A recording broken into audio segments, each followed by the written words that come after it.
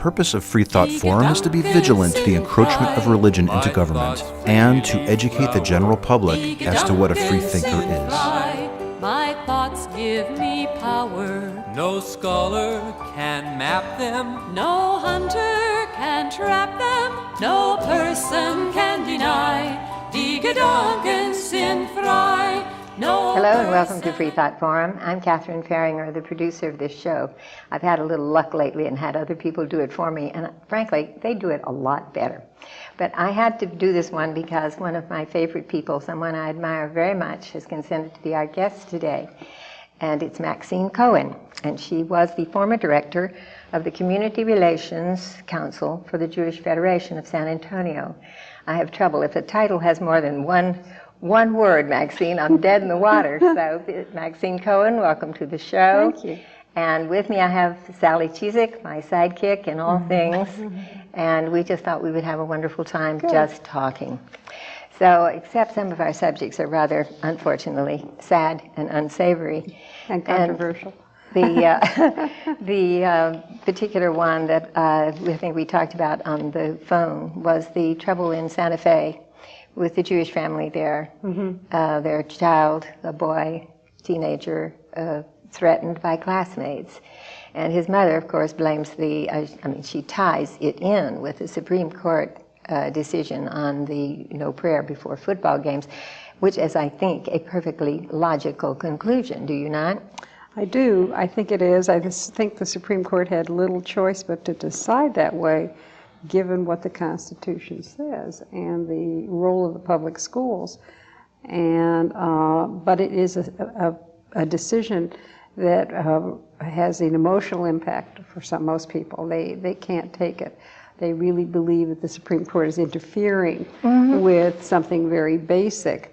Nonetheless, in principle, the Supreme Court came right down on the side of the Constitution. And I thought that was terrific. Was it 6-3? Yes. Which hasn't happened since. Interesting decision, and it's an indication of where the court certainly stands. We've had some questions about First Amendment issues with this court, but it looks like they're going to be strong on the First Amendment. Well, then they turned around and did the thing about we can use taxpayer money to buy supplies for parochial schools. Yes, and that was on the other side. So I guess, maybe they tossed that to Scalia and Clarence Thomas and Rehnquist. Just say, okay, we want the biggie. You can have this one. But interestingly enough, given I'm in love with the First Amendment to the Constitution because I think it's meant so much to all of us. And given the simplicity of the wording, and I wrote it down because I think Congress shall make no law respecting an establishment of religion or prohibiting the free exercise thereof. I don't know how many, 14, 15 words. And it really describes exactly what the situation is and how they had to interpret that. There is no other way to interpret it. And, you don't know where the court will go from here, but I don't think they had any choice. Well, I was frankly nervous because I know how there have been other things in the past that I didn't think they used their brains terribly well. And people, let's talk a little bit about people, the way they personally interpret the First Amendment. It seems to me there's a great deal of misunderstanding among the general public, which makes me believe we're not teaching civics anymore. Sally was a former teacher, so No, we're not. But they certainly want to teach religion. Oh, they certainly do. Which that shouldn't be. I mean, as a parent, wouldn't you rather, teach your own children what you wanted them to believe and think instead of letting the schools do it? Well, I think they're trying to differentiate between teaching about religion, which has been a major force in history. I mean, it really has. You can't say that it has not, And how then to separate that from practicing religion in the classroom. And I think frequently teachers and school administrators and parents don't understand the difference.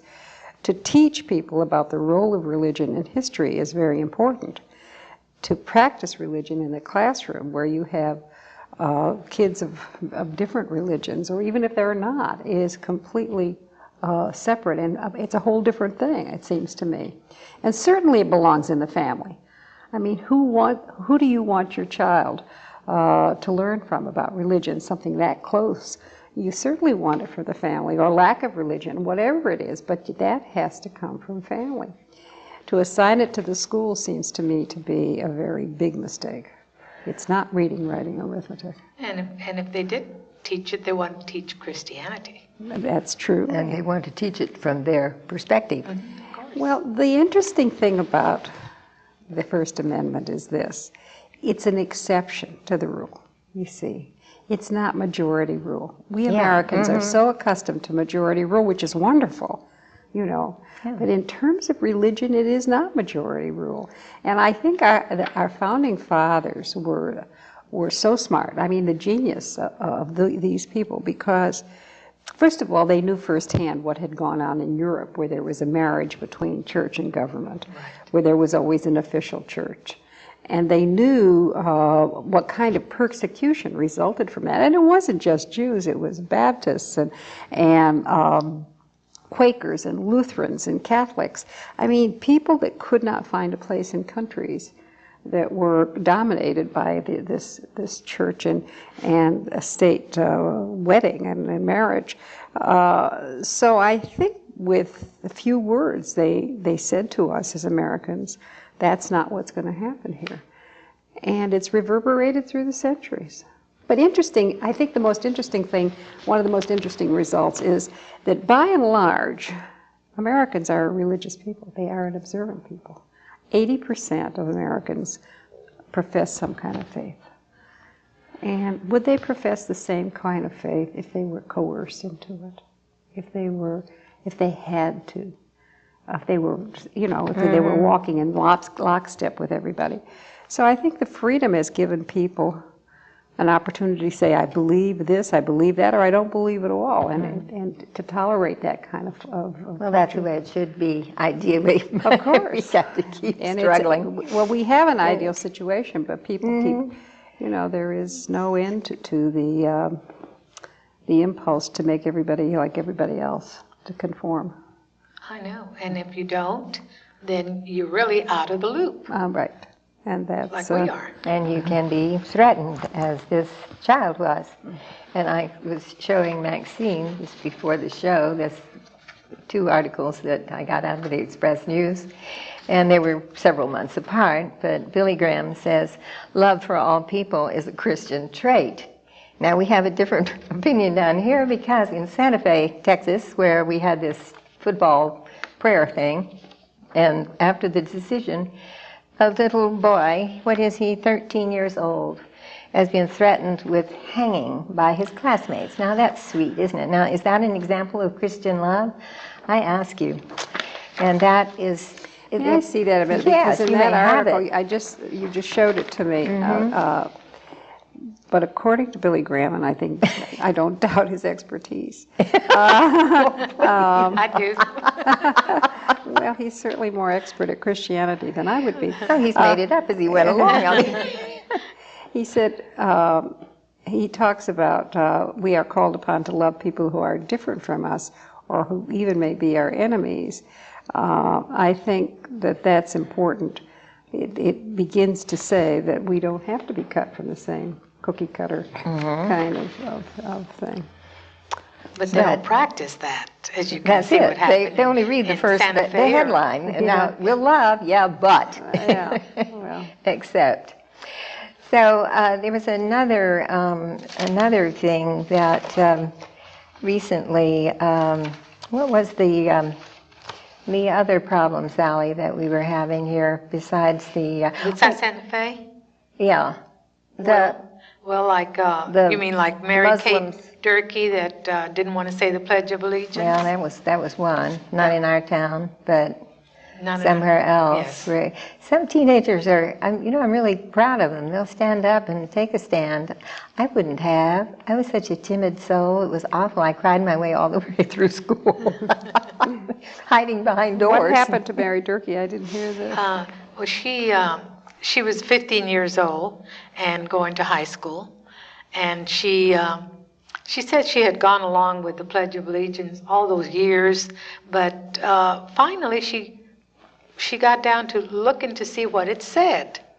And she said she didn't think that she agreed with that, plus she did not believe in God. So, as you know, there was changed and added in 57, was 54, it? I think. 1954? Okay, so by the time she got it, of course, it was in there. And she said, so she just thought, I'm just going to sit here quietly, not disturb anything, but I'm not going to stand up and say the pledge. So then the teacher motioned for her to get up and say it, and she wouldn't do it. So finally, he said, after everyone had sat down, he says, now you stand up and you say the Pledge of Allegiance in front of the whole class.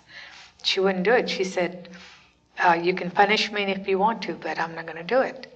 And so he sent her to the principal's office where she, where she said her reasons for not wanting to do it. And so they said, well, you have to. And so she said, so then the next thing she did, she looked up the policy, and she didn't have to. But then it's the same old story. So then she didn't have to, but the students started putting signs on her locker, and every time she'd walk by, they'd recite the Pledge of Allegiance, and they lived in a rural area in California, and she said they even killed some of her chickens, came at night and killed her chickens. So, it's things just like this little boy in Santa Fe. Christian love, honey. Right. You don't go along with the program, then they're going to do something to you to intimidate you. Well, there is no underestimating the need for some people to conform, and that's all there is to it. Maxine, I wanted to ask you a little about yourself. Is San Antonio your hometown? Were you born No, there? I was raised in Ohio, came here about 31 almost 32 years ago. Oh, So we hit I'm town about the same time. I'm semi-native. And still haven't grown accustomed to the summers. Neither are we. Yeah. Who can? But I came here and have really been happy here. Actually have been very And you've happy. been very active always. Yes, haven't I've been active for a long time, and then about 14 years ago I went to work for the Jewish community, and I am active in the Jewish community, and I worked as the Community Relations Director, which is really a job that brings you into contact with people of other religions and other cultures, other races, and that's part of the job, and deals with issues. And one of the issues that I dealt with fairly extensively was separation of church and state, particularly as it applies to public schools, because Jewish children in public schools are often caught in some kind of a bind, whereas they want to be part of, but their calendar is different. They don't celebrate the same holidays. They don't, and there is often in the minds of teachers and there's some element of coercion, particularly in elementary school, where some kind of insensitivity. And actually, I found in dealing with school administrators, they were open to the kinds of needs, that were expressed, and they did try. But again, the mentality in this country is dealing with the majority. And how you get past that and say you have to be sensitive to people in terms of religion, have to be sensitive to everybody. You should be sensitive to everybody anyway. But these kids are caught in a real crazy situation. And for the most part, I really was successful. I really felt like the schools listened as much as they could, and I didn't try most often to deal with Christmas because that's that's a national holiday, but in other ways, not to get these kids involved in Christian practices that were against the teachings of their home. So it's tough, isn't it? It was interesting. It was very interesting, and I found, interestingly enough, that there are a lot of people that are sensitive. They are sensitive. We live in a strange era now, and I hope it lasts for a very long time. People are just beginning to acknowledge, not all people, but there is a sensitivity developing, I think, to acknowledge differences and commonalities, differences, and begin to see where people can stand together and where they have to stand apart and accept that. Now, is it across the board? No. We are also living in an era of fundamentalism on every level. Every religion has its fundamentalists these days. But there are a growing number of people who acknowledge that the world is not one-dimensional. And I think that that's... May it continue to grow. Even your religion, it was a big deal for that lady to become a rabbi. It should not be a big deal. It should, but that's... In honest truth, there is plenty of opposition to that. I mean, when I say that fundamentalism is rife in the world, I say it's rife in all religions, including Judaism. Yes. Yeah, and so, and at the same time, there are movements to open up. So we're caught in this very interesting era, very different from what it was 30 years ago. And where we're going, I'm not sure, but it's not all bad. It's really not all bad. Well, my first 13 years, I must have been unconscious or something, because I was never aware of any human beings were human beings, and I was totally oblivious. And it took a little neighbor girl to bring in the little things that, now I'm aware of overall, the bigotry and the, well, he's that and she's that, and, and that sort of thing. And I was so surprised. I mean, this came as a great shock to me. Apparently my parents brought me up in a wonderful way. Really? Because I was totally oblivious. The outside world did not apparently come into the home and intrude in an ugly way. You were open to all people? Yeah, it just... Where'd you grow up? Right, with the Army post right over here at Fort Sam. I just, I don't know, that was a bit, when that neighbor child said, oh, but she is so-and-so. And I thought, what's wrong with that? Big deal. It completely, just kind of shook my foundation. I thought, what is going on here? This is the oddest thing I've ever heard. Well, then, of course, as I grew up and we were getting into the World War II and all that sort of stuff, you became, aware of what was going on. But my first years were absolutely blissful. You're lucky. Oh, Catherine, I thought of the other incident that you were probably thinking of. The Muslim. That club in Bernie. Yes, the Christian club at Bernie. Did you hear about that? The No. 180-degree club? Mm-mm. Oh, fill Maxine in on that one. It was wonderful how they got them there. Well, they it was just supposed to be for fun and games, and they would have teenagers come. It was like a canteen.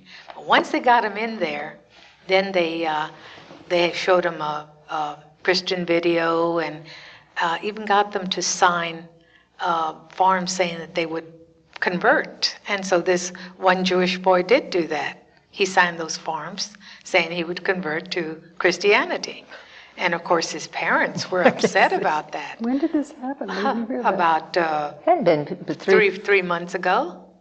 It was in the newspaper, but was it the Bernie paper? Well, we had a big article about We it had a big- in our yeah, we had one religion here, too. section. I never missed the religion section. It Yeah. is full of such unbelievable things. And they said, well, they did kind of use, little tactics that weren't quite right, but after all, they were just going to have them become Christians, and that was nothing wrong with that. The end justifies the means. And they were Service lying. of God again.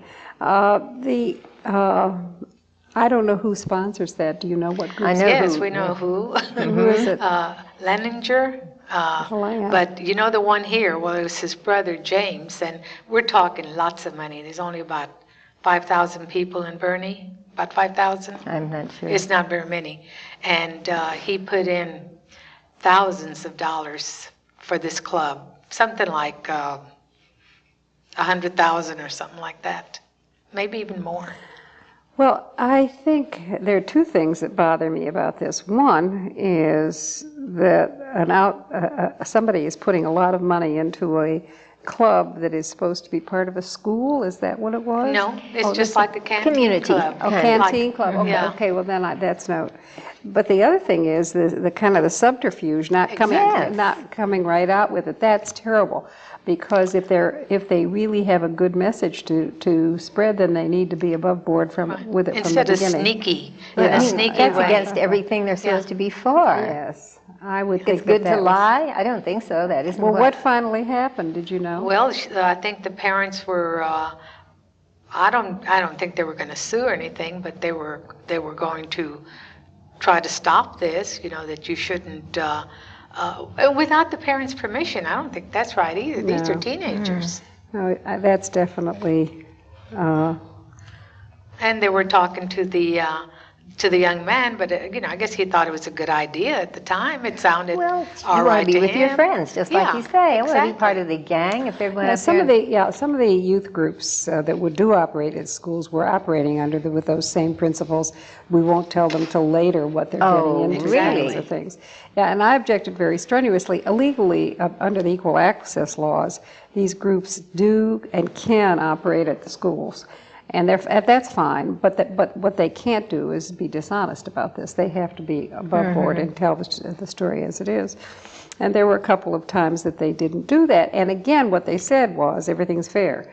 But it isn't fair and it isn't right. And the ends don't justify. So I didn't know about that. That's interesting. We were also going to talk about this Jesus Day, you said. Yes, the Jesus Day. Yeah. Yes, there was such a late response to it. Nobody knew about it, really, did they? It was done very quietly. It had got no Absolutely. fanfare. Yeah. And then a month and 2 days later, there's the protest about it. Yeah. And that's too bad. But there again is that slyness that they have of doing things. Nobody said, I think he thought he could work both ends against the middle. He was going to do this for the Christian voters, and then he was hoping nobody else would find out about it. And We'll talk about Governor Bush. almost got away with it. Yeah, well, he did get away with it, of course, and I thought that it was too bad. I thought it was insensitive on his part. I thought it was terrible. I mean, he is I the was unelected governor appalled. of the state of Texas, and I thought it was poor judgment.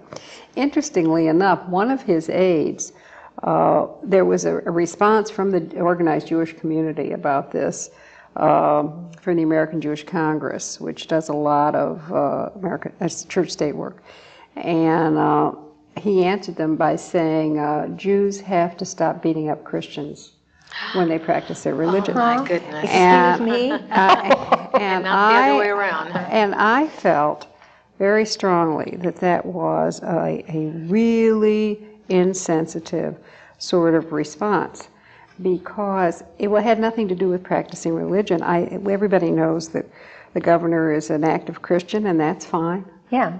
But, okay. but he keeps it. But what his personal beliefs are have nothing to do with his proclaiming a state.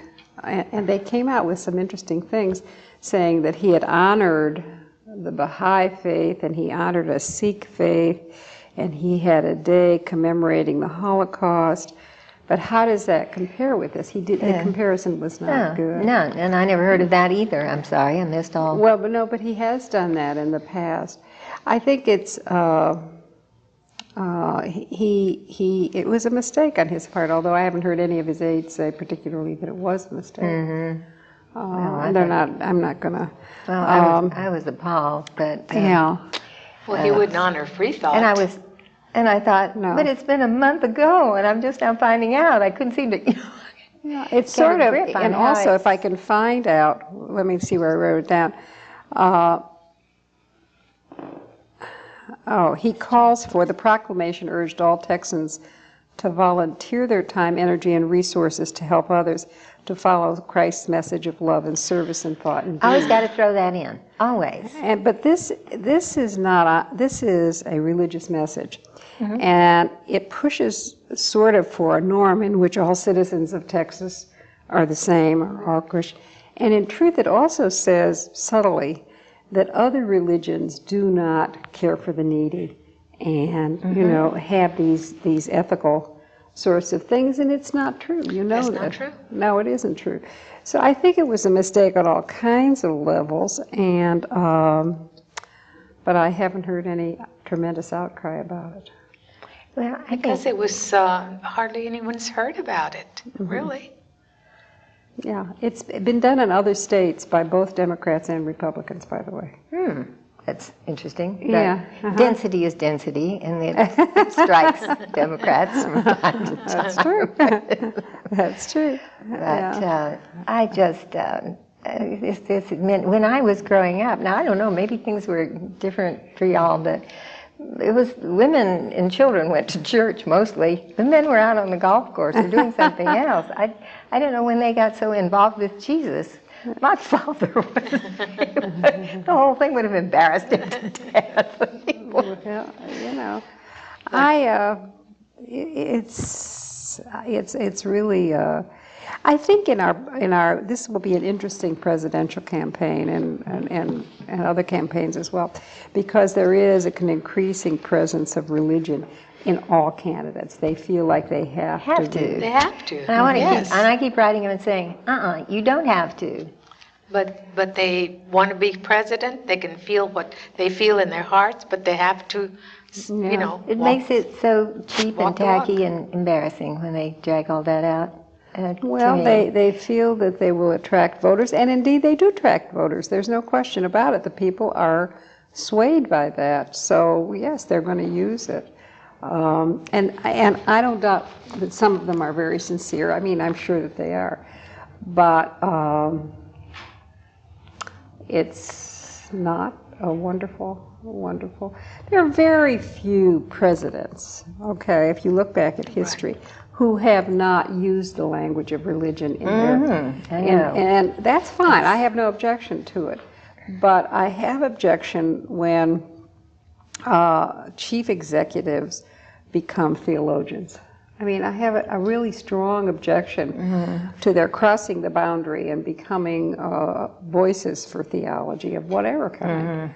And, Well, I have a problem with their open invitations to Billy Graham and Mother Teresa, and that prayer breakfast was the most embarrassing thing I've ever seen when she was there as the guest of honor, and she gets up and practically shakes her finger in President Clinton's face and says, "And this country will let the murder go on. We must stop this," that kind of we're talking about rhetoric. abortion? Yeah, of course. And I thought, what a time to pick.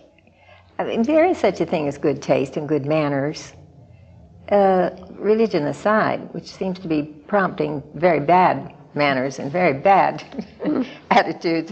I'm not happy. I did call this program about you have to be carefully taught to hate, and I'd just like to kind of finish with one of the verses. You've got to be taught to hate and fear. You've got to be taught from year to year. It's got to be drummed in your dear little ear. You have to be carefully taught.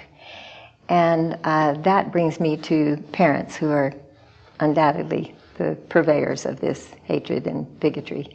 And what a pity. How do we interrupt this cycle of hate? It's my own opinion. I used to teach a course about prejudice and how it begins. It's very interesting, by the way. We all have them, whether we like it or not. It's almost from the beginning of our lives. We begin to feel about groups, in groups, out groups, people who are part of us, people who are aside. And we develop feelings of estrangement. But I think there is not a panacea. Unfortunately. No, but people can be taught to think cognitively, to analyze. I wish that the schools would teach more of it, and that's a wrap for Freethought Forum. My See you next week. conscience decrees, this right I must treasure. My thoughts will not cater To duke or dictator, no person can deny. Die Gedanken sind frei, no